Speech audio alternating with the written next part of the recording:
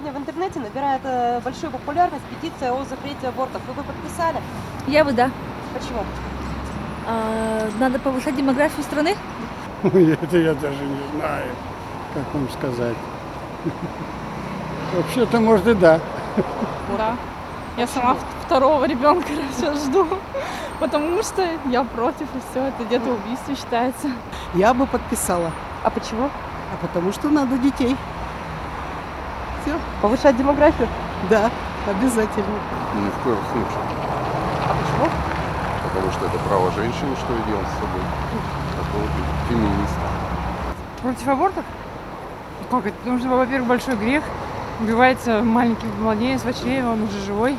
В любом возрасте, вот уже плод, после зачатия сразу большой грех.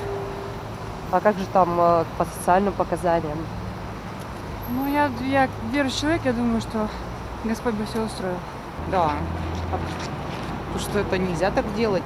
Не нам дано вообще что-то же спирт. Я всегда противница была. А почему? А так, не хочу. Сама много рожала, и пускай люди рожают. Подписала бы. А почему? А потому что рождаемость небольшая. Нужно повышать. Надо повышать. Ну как? Чтобы больше было людей. Зачем? Это же убийство, конечно. Только за. А если по социальным там, показаниям, малоимущие, может Ну, быть, это, наркоманы? наверное, очень выборочно можно делать, да. То есть должны быть исключения, да? Конечно, конечно. Да, наверное. А почему? Ну, пусть дети растут, рождаются.